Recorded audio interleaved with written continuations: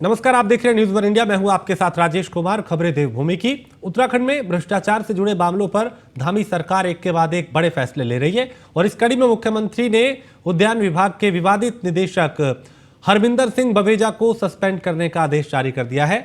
बवेजा पे गलत नियुक्ति से लेकर कई योजनाओं में गड़बड़ी के आरोप हैं, जिसको लेकर पूर्व में जांच के आदेश भी दिए गए थे। सूत्रों के मुताबिक मुख्यमंत्री ने विभिन्न स्रोत से मिल रही शिकायतों के आधार पर यह बड़ी कार्रवाई की है और निदेशक हरमिंदर सिंह की शासन स्तर पर जांच की गई थी और उस जांच की रिपोर्ट विभाग के मंत्री को भेजी गई। हालांकि लंबे समय से यह रिपोर्ट ठंडे बस्ते में पड़ी रही, लेकिन भ्रष्टाचार को लेकर जीरो टॉलरेंस की बात को सच साबित करते हुए मुख्यमंत्री पुष्कर सिंह धामी के निर्देश के बाद विभाग के निदेशक को निलंबित करने के आदेश जारी हुए।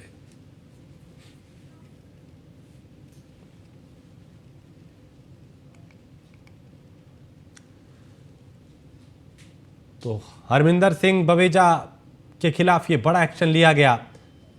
शिकायतों के बाद ये कार्रवाई की गई।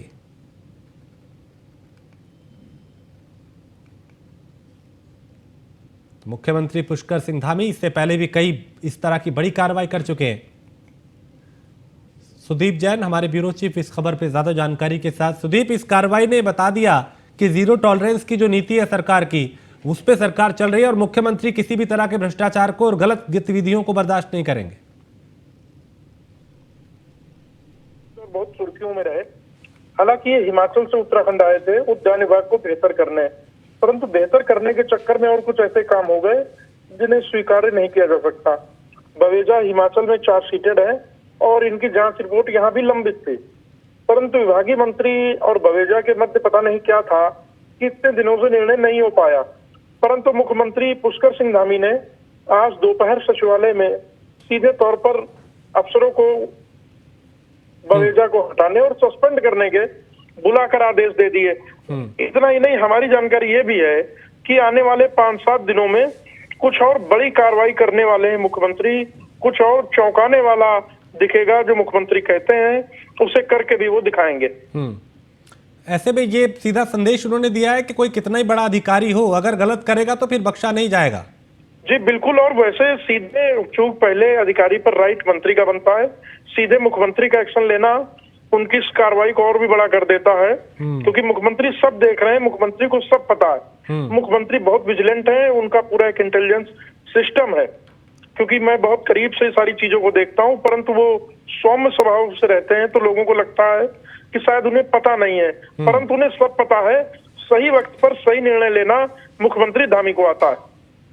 ठीक है, बहुत शुक्रिया सुदीप इस तमाम जानकारी के लिए।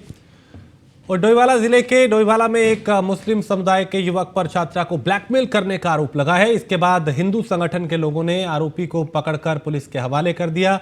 युवक पर छात्रा के ऊपर दबाव बना के धर्मांतरण करने का भी आरोप है। हिंदू संगठन के लोगों ने यह आरोप लगाया है। इसके बाद युवक की पिटाई कर पुलिस के हवाले कर दिया गया और लोगों ने डोईवाला कोतवाली में तहरीर दी। तहरीर में आरोप लगाया गया कि आसिफ मनान नाम का युवक जो डोईवाला में रहता है, उसने मेडिकल का कोर्स कर रही छात्रा को अपने प्रेम जाल में फंसाया। छात्रा की अश्लील वीडियो भी बना ली।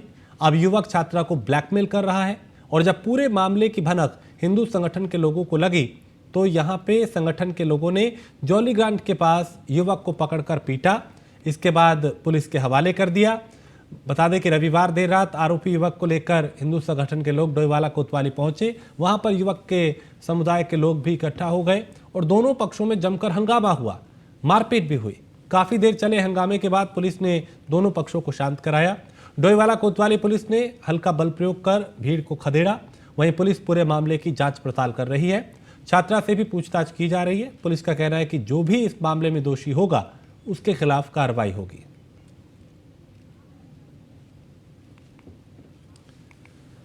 उत्तरकाशी के पुरोला का नाबालिग लड़की को भगाने की साजिश का मामला बढ़ता जा रहा है। हालांकि एक विशेष समुदाय के युवक द्वारा लड़की को भगाने की साजिश विफल हो गई थी, लेकिन मामले पर बवाल जारी है। पुरोला में लगातार विरोध प्रदर्शन हो रहे हैं। पुलिस ने इलाके को शांत कराने के लिए पूरी ताकत झोंक दी है। इस मामले को लेकर पुरोला में 14 मुस्लिम व्यापारियों ने दुकानें खाली कर दी हैं, जबकि 12 व्यापारियों ने पुरोला पूरी तरह से छोड़ दिया है। वहीं ऐसी भी जानकारी है कि मामले को लेकर पुरोला प्रधान संगठनों ने आगामी 15 जून को महापंचायत बुलाई है। कि कानून व्यवस्था को कोई भी अपने हाथ में न ले। और अलबत्ता ये जरूर है कि उत्तराखंड के अंदर जो कानून जो जनसंख्या का परिवर्तन हो रहा है, डेमोग्राफिक चेंज हो रहा है, या जिनके कारण से यहाँ पर कानून व्यवस्था की स्थिति खराब हो रही है, उस पर हमने पुलिस को भी और प्रशासन को भी सभी को कहा है सख्ती से काम लें।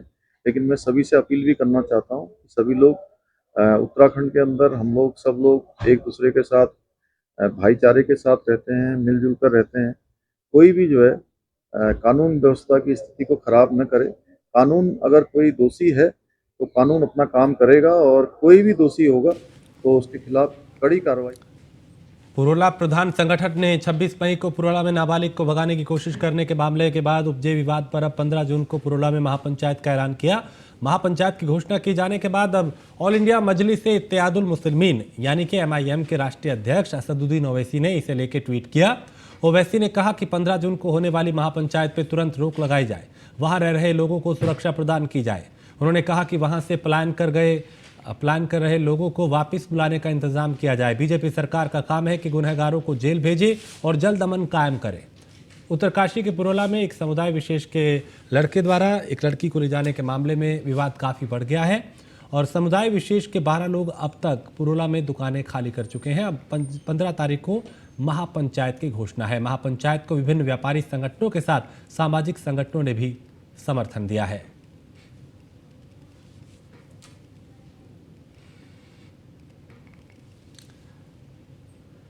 मुख्यमंत्री पुष्कर सिंह धामी ने मीडिया से बात करते हुए कहा कि केंद्र सरकार के 9 साल पूरे होने पे उत्तराखंड में भी कई ऐसी योजनाएं हैं जिनको केंद्र से स्वीकृति मिली है और राज्य को नई पहचान मिलने का काम हुआ है।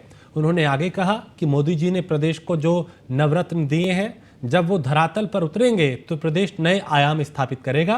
उन्होंने कहा कि नवरत्न मिलने से प्रदेश में रोजगार, पर्यटन, निर्माण आदि सभी क्षेत्रों में प्रदेश में तरक्की होगी और प्रदेश नई ऊंचाइयों को छुएगा।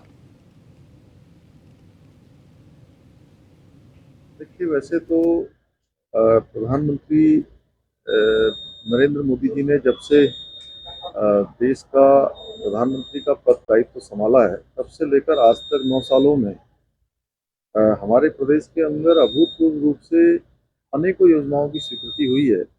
और जो उन्होंने 9 रत्न हमको दिए हैं, उन 9 रत्नों के पूरा हो जाने के बाद ये सारे 9 रत्न जब धरातल पर उतर जाएंगे तो विकास का उत्तराखंड के इतिहास में एक नया सोपान तय हो जाएगा। विकास की एक नई गाथा पूरी होगी और निश्चित रूप से ये एक मील का पत्थर होगा। इससे जहाँ नवनिर्माण पूरे होंगे, वहीं पर्यटन के क्षेत्र में, आर्थिकी के क्षेत्र में, रोजगार, स्वरोजगार के क्षेत्र में, आध्यात्म के क्षेत्र में, हर क्षेत्र में जो है एक नई तरक्की होगी, नया एक मुकाम हासिल होगा। देहरादून में मुख्यमंत्री पुष्कर सिंह धामी ने व्यापारी सम्मेलन में शिरकत की। सीएम ने इस कार्यक्रम का शुभारंभ किया और कार्यक्रम में देहरादून व्यापार मंडल समेत 162 व्यापार मंडलों और संगठनों से जुड़े व्यापारियों, उद्योगपतियों ने हिस्सा लिया। मुख्यमंत्री ने कहा कि प्रधानमंत्री मोदी के नेतृत्व में भारत में व्यापार, प्रौद्योगिकी, पर्यटन और प्रतिभा पर विशेष ध्यान दिया जा रहा है। देश की अर्थव्यवस्था को मजबूत करने के लिए वोकल फॉर लोकल पर जोर दिया जा रहा है। गोवा और देहरादून के बीच सीधी हवाई सेवा शुरू की जा रही है। इससे राज्य में पर्यटन को और ज्यादा प्रोत्साहन मिलेगा। हमेशा एक नींव के पत्थर की तरह व्यापारियों ने हमेशा पार्टी का समर्थन किया है, उसके संवर्धन के लिए, विकास के लिए हमेशा आ गए हैं। उनकी मांगें हैं राज्य के अंदर की भी हैं और हमारे देहरादून की भी हैं। उन सभी को हम लोगों ने गंभीरता से उस पर हम लोग निर्णय करेंगे, गंभीरता से उसका समाधान निकालेंगे। और आदरणीय प्रधानमंत्री मोदी जी का जो 9 वर्ष का कालखंड है, ये उत्कर्ष का कालखंड रहा है। इसमें हर वर्ग के लिए नीतियां बनाई गई हैं, कार्यक्रम बनाया गया है। इसमें व्यापारी वर्ग को, चाहे उनकी सुरक्षा हो, चाहे उनका निवेश हो, चाहे उनका व्यापार बढ़ना हो या। और नाथूराम गोडसे को राष्ट्रभक्त बताने वाले पूर्व मुख्यमंत्री त्रिवेंद्र सिंह रावत के बयान के बाद उत्तराखंड की सियासत गर्मा गई है। यूथ कांग्रेस के नेताओं ने देहरादून में त्रिवेंद्र सिंह रावत के आवास का घेराव करने की कोशिश की, लेकिन विधानसभा के पास पुलिस द्वारा बैरिकेडिंग लगा के उन्हें रोक दिया गया, जिसके बाद कांग्रेस के नेताओं ने विधानसभा के सामने त्रिवेंद्र सिंह रावत के खिलाफ प्रदर्शन किया। तो कुछ नहीं उनके पेट में, वो केवल स्वांग कर रहे हैं, नाटक कर रहे हैं दर्द का। क्योंकि गांधी के असली हत्यारे अगर कोई हैं तो कांग्रेस है। देश की आज़ादी के बाद ही, या मैं कहूँ कि आज़ादी के दिन ही उन्होंने गांधी जी की हत्या कर दी थी, जब गांधी जी ने कहा था कि कांग्रेस को अब विसर्जित कर देना चाहिए, क्योंकि जो कांग्रेस थी जिस मकसद के लिए बनाई गई थी, एक वो मंच था, कोई वो राजनीतिक पार्टी नहीं थी, उस पर सभी लोग, विचारधाराओं के लोग देश की आज़ादी के लिए लड़े। कि हमारे देश के सत्ताधारी पार्टी के मुख्य लोग हैं जो, वो राष्ट्रपिता महात्मा गांधी के हत्यारों का महिमामंडन करने का काम कर रहे हैं, महात्मा गांधी की शहादत को, उनके योगदान को अपमानित करने का काम कर रहे हैं। हम इसके कड़े शब्दों में निंदा करते हैं। और आज हमने जो विरोध प्रदर्शन है, जो गॉडसे के समर्थक हैं जो इस समाज में, जो उनका विरोध प्रदर्शन है, केवल उनको आईना दिखाने के लिए आज विरोध की शुरुआत मात्र है। और आने वाले समय में हम और तीव्रता के साथ और हर जगह इन लोगों का विरोध करने का काम करेंगे, क्योंकि ये देश गांधी का देश है। ये दुर्भाग्य है कि हमारे देश के सत्ताधारी पार्टी के मुख्य लोग हैं जो, नरेंद्र मोदी के कार्यकाल का 9 साल पूरे होने पर बीजेपी महाजनसंपर्क अभियान चला रही है, जिसके तहत कृषि मंत्री गणेश जोशी ने पार्टी के कार्यकर्ताओं के साथ टिफिन बैठक की। सैन्यधाम के परिसर में टिफिन बैठक का आयोजन किया गया, जिसमें पार्टी के कई कार्यकर्ता मौजूद रहे। गणेश जोशी ने कहा, प्रधानमंत्री मोदी लगातार सबका साथ, सबका विश्वास और सबका विकास के संकल्प के साथ आगे बढ़ रहे हैं और देश तरक्की के रास्ते पर आगे बढ़ रहा है।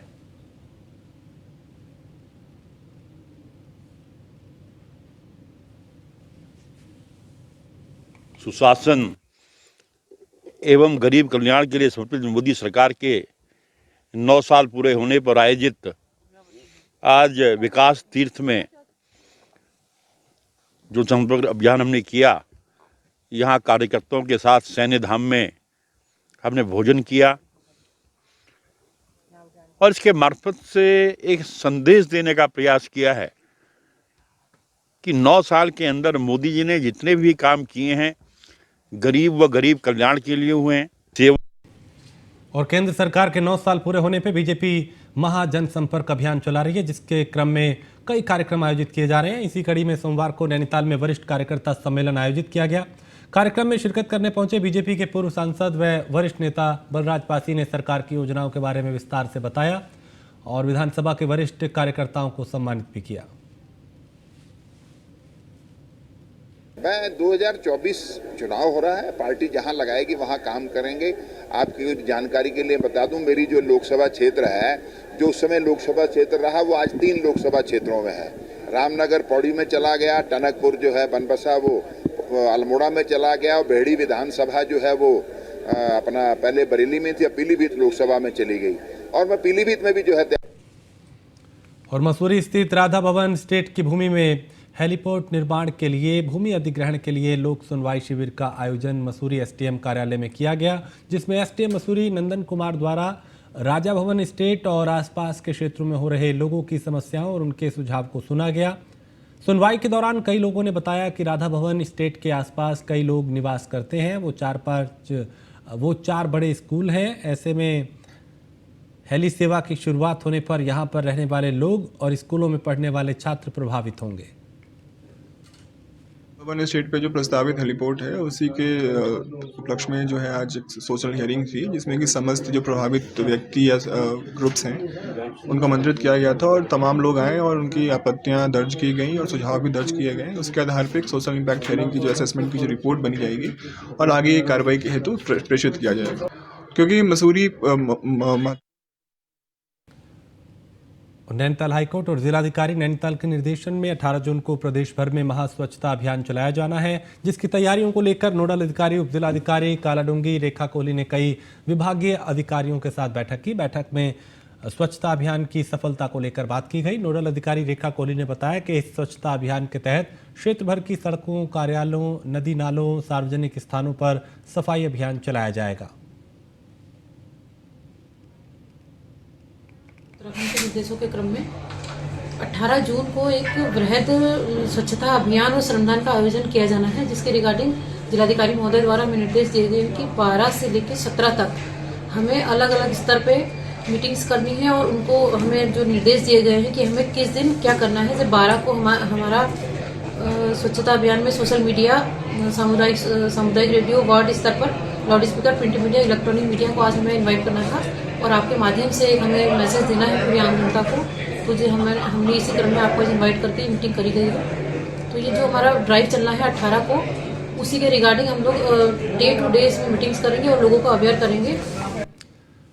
हरिद्वार में कनखल क्षेत्र में आश्रम के बाहर खड़ी गाड़ी में आग लग गई। देखते ही देखते आग ने विकराल रूप ले लिया और पूरी गाड़ी को अपनी चपेट में ले लिया और यह घटना शंकराचार्य चौक के पास हुई। तो चंद मिनटों में ही आग ने इस पूरी कार को अपनी चपेट में ले लिया।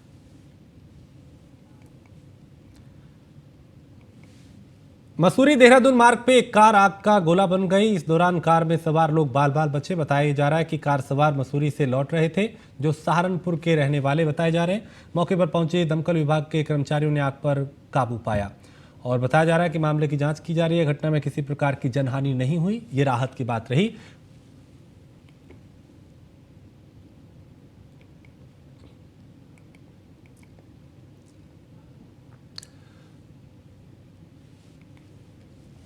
और देहरादून पुलिस ने चोर गिरोह के दो शातिर चोरों को पकड़ा है और उनके पास से 10 चोरी की मोटरसाइकिल बरामद की है और लगभग 10 लाख रुपए की कीमत है इनकी।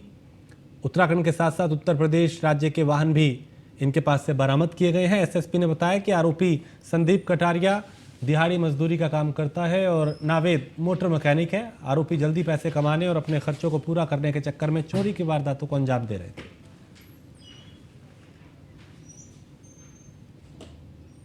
थाना प्रेमनगर क्षेत्र से एक मोटरसाइकिल चोरी की घटना हुई थी और उसके वर्कआउट करने के लिए टीमें गठित की गई थी। लगभग 350 सीसीटीवी फुटेज को खंगाला गया और खंगाल करके 2 व्यक्ति संदीप कटारिया है, नावेद पुत्र लियाकत, ये दोनों सैलाब के रहने वाले हैं। इनको हिरासत में लिया गया, इनसे पूछताछ करी गई। कुल 10 दुपहिया वाहन इनके माध्यम से रिकवर की गई हैं, जिसमें से आपके 3 स्कूटी हैं, 7 मोटरसाइकिल हैं और 4 वाहन जनपद देहरादून से कनेक्ट हो गए हैं। 2 वाहन आपके जनपद अमरोहा से कनेक्ट हो रहे हैं। थाना प्रेमनगर क्षेत्र से एक मोटरसाइकिल चोरी की घटना हुई थी।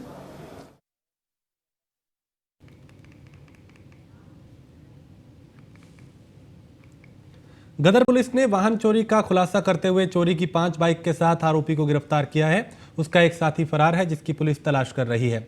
पुलिस क्षेत्राधिकारी बाजपुर भूपेंद्र सिंह भंडारी ने बताया कि वाहन चेकिंग के दौरान पुलिस के पास, यानी यह पुलिया है, भाखड़ा पुलिया है, उसके पास एक युवक जब बिना नंबर प्लेट के आता हुआ दिखा, तब पुलिस ने उसे रोका, उससे पूछताछ की तो यह खुलासा हुआ।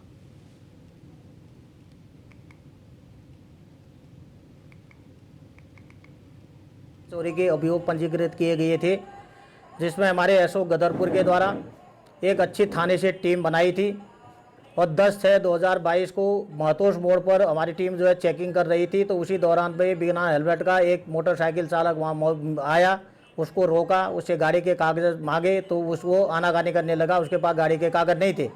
सख्ताई से उससे पूछताछ करने लगे तो वो पूछताछ में उसके द्वारा बताया गया कि साहब ये मोटरसाइकिल जो है चोरी की है और मेरे द्वारा चोरी की गई है। इसमें हमने यही नहीं कि बल्कि 2-3 4-5 मोटरसाइकिलें और चोरी की हैं। हरिद्वार में शहर कोतवाली के देवपुरा स्थित पुराने बीजेपी ऑफिस के सामने हथियारबंद बदमाशों ने शहर के व्यापारी के मकान में घुस के लूट की वारदात को अंजाम देने की कोशिश की। घर की मालकिन ने बदमाश द्वारा पकड़े जाने पर शोर मचा दिया। इससे लुटेरे घबरा के वहां से महिला के गले से चेन छीनकर भागने लगे। भागते समय लुटेरों का बैग वहीं छूट गया और इस बैग में कई चीज़ें बरामद हुई हैं। शातिर लुटेरे बड़ी वारदात को अंजाम देने आए थे। घटना की सूचना पाकर मौके पर पुलिस पहुंची, आला अधिकारी पहुंचे और एसएसपी ने बताया कि जानकारी इस मामले में ली जा रही है, जांच की जा रही है और बदमाश जल्द पकड़ में होंगे।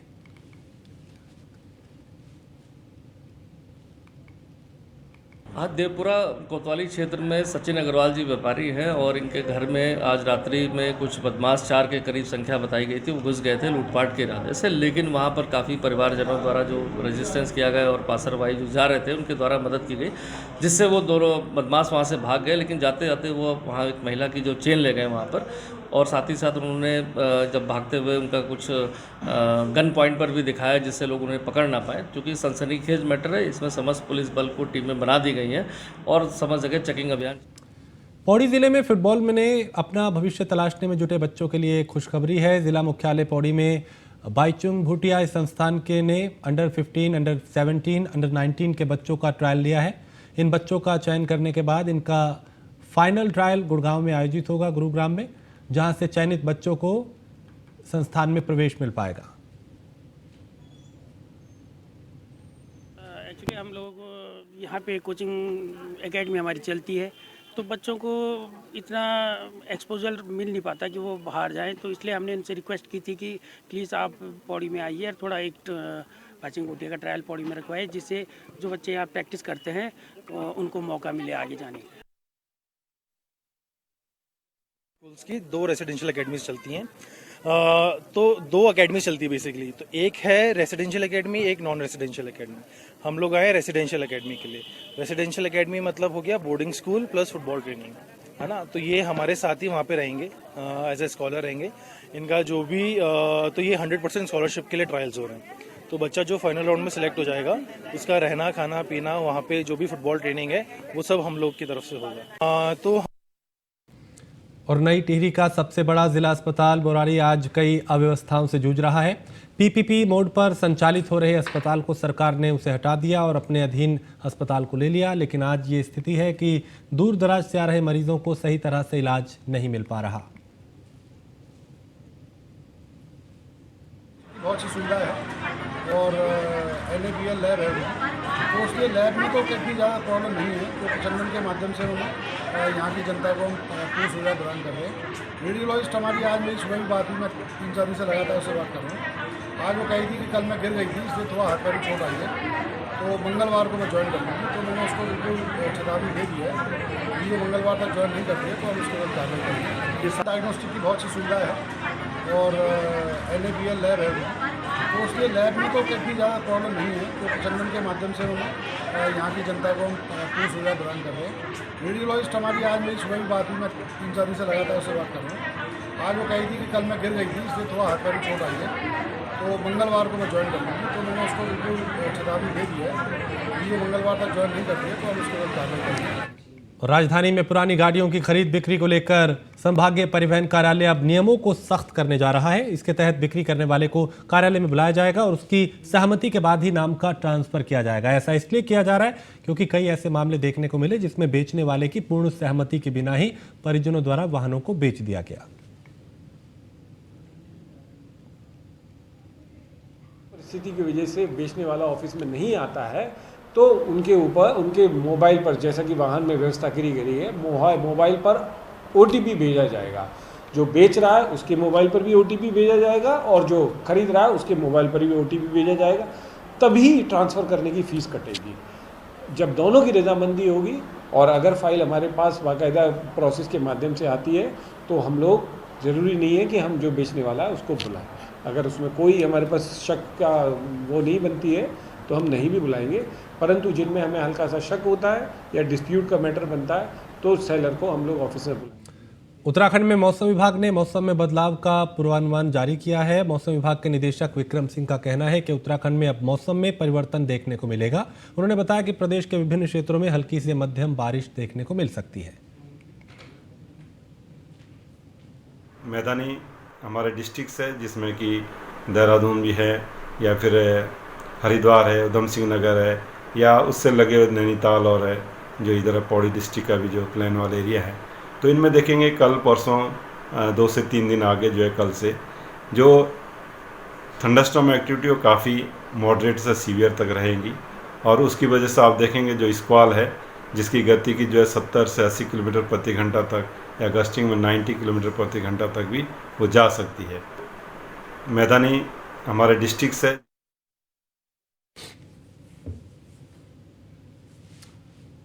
और इसी के साथ इस बुलेटिन में फिलहाल इतना ही। आप बने रहिए न्यूज़ 1 इंडिया के साथ। अस्पतालों का काला खेल, कमीशन के नाम पर जिंदगी से खिलवाड़, गलत रिपोर्ट बनाकर मरीजों को किया जा रहा गुमराह। खुलासा करेंगे शाम 7 बजे